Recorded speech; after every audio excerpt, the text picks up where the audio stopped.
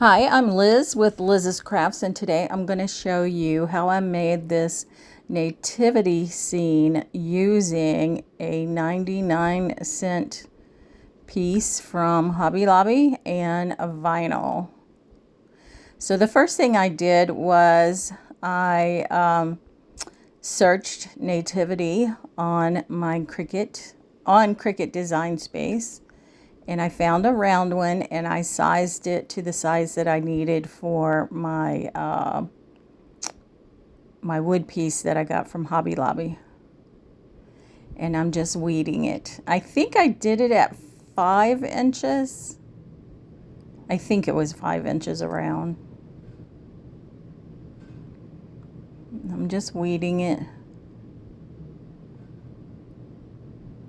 So it's just a silhouette of Mary, Joseph, and baby Jesus.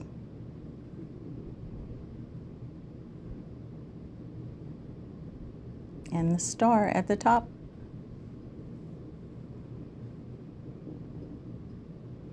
So there it is on my board, my mat, my sticky mat. And then I have this same size, 5 inches of faux leather that I get from Dollar Tree. And I don't know if y'all have seen those lately, but you pay $1/4 for a roll of it. And they have 4 different colors. They have white, black, blue, and a brownish color. Brownish red, I think. So I just cut out a piece that was 5 inches around, the same as my vinyl there. And I did use matte vinyl, matte black vinyl. And this is the piece that I'm talking about. It actually had a clock part on the back of it, but it didn't have any hands or anything like that. So the original price, if it was good, was $9.99, but I got it for 99 cents. So I put the sticker on the back behind the hole where the clock part was. And I'm just going to fill that up with hot glue, because when I put my vinyl on, I don't want there to be a hole there for it to sink into. So I just filled that up with the hot glue. And now I am using my E6000, and I'm going to go around the inner sides of this clock piece.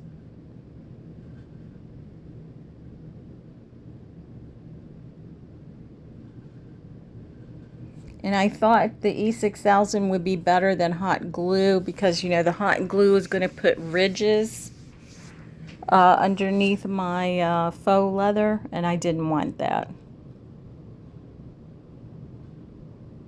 And I had on my little finger glove there, thinking that I'm going to put my finger in the glue and spread it around, but I didn't do that. It was not necessary.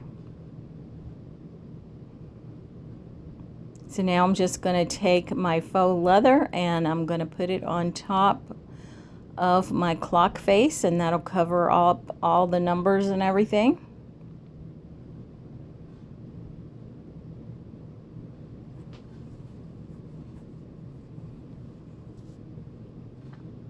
And I'm just going around the edges with my fingers there, just to make sure that it's set in the glue.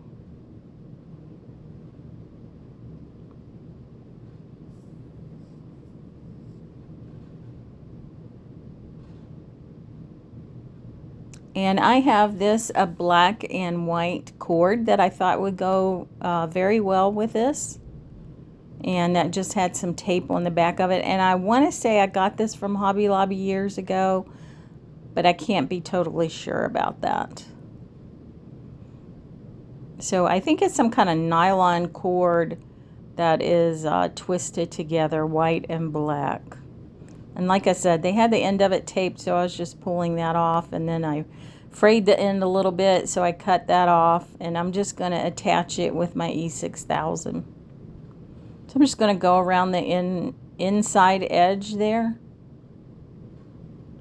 with my glue.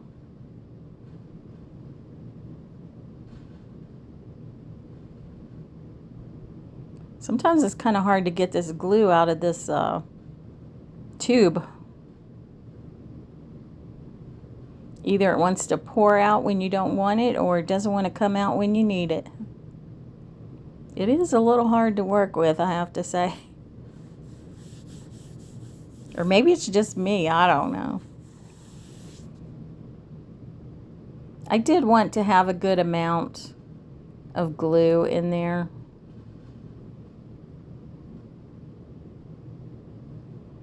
And I'm going to start at the bottom of my piece with the end, and then I'm just going to take it and go all the way around the inside edge where I put the glue.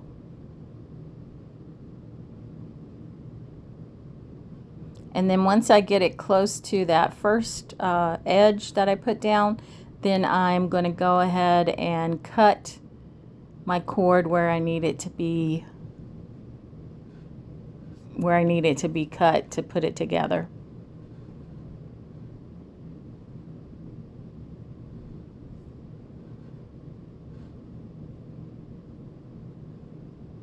And then I go ahead and I tie a knot in the piece that's left over, so it's not going to fray all the way out.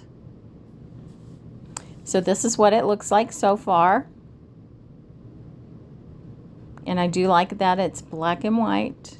Everything's going to be black and white.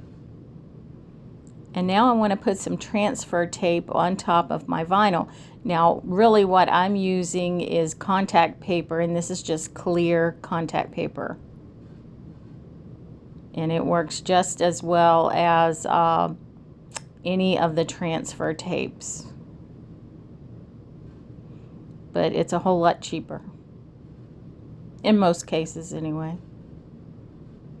Mine was free. My husband gave it to me. He had a couple rolls of it. So I didn't have to buy it.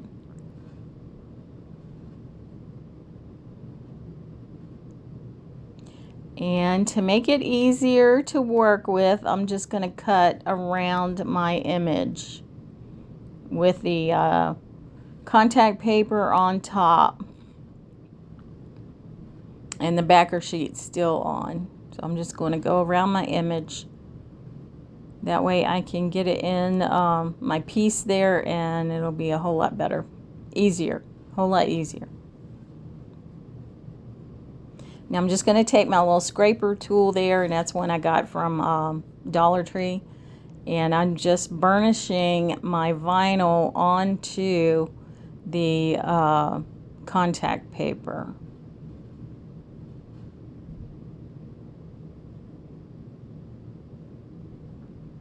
And look how easily that came off. That was easy, right? So now I'm going to put my vinyl on top of my faux leather.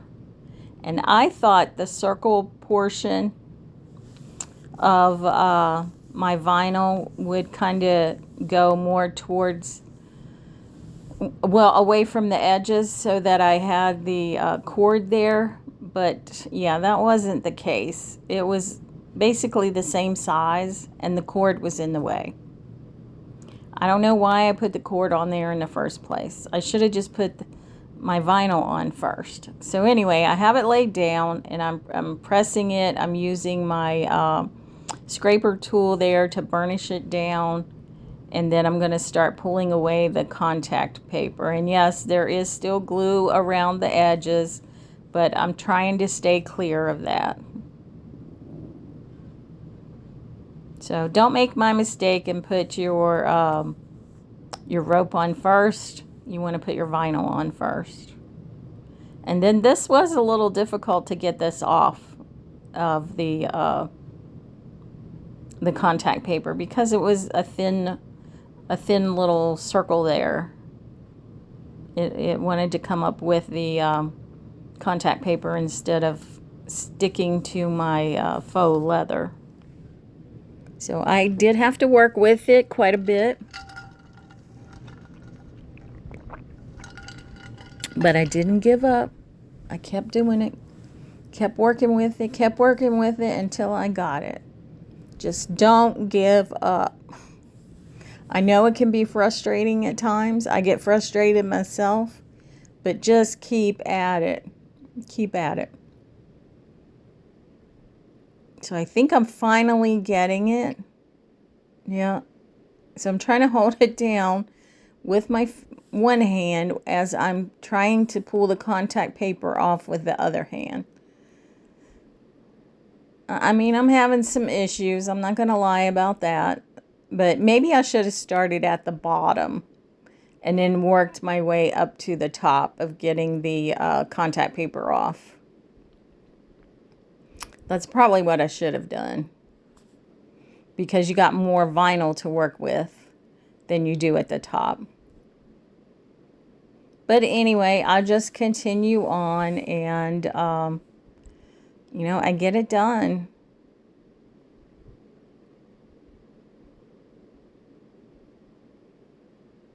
Did I wish it was easier? Yes. Yes, I do.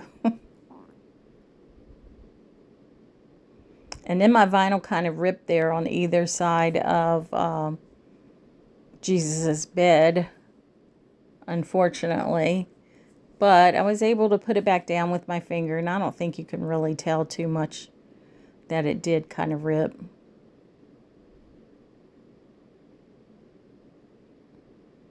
Yeah, right there where my fingers are. Okay, so I'm trying to be careful because I know there's a lot of glue around the edge there, and of course there's glue on my cord, and then I'm just going to put another stream of glue around the inside of my circle there. Not as much as I did before, but still a little bit.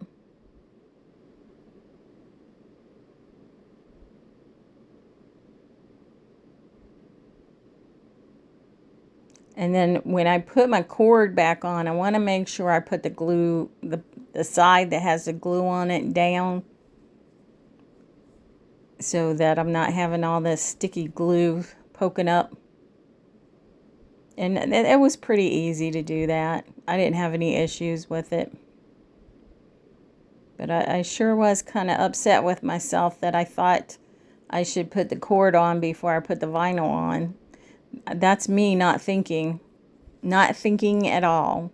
Just not thinking. Just doing.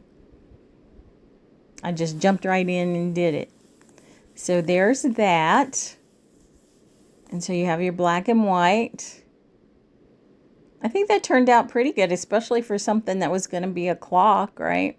And now I'm going to put a little bit of decoration down at the bottom, and that's going to cover up where the two ends of the cording meet. So again, I'm just going to use my E6000, and I'm putting a string of the glue across the bottom, and then I have this greenery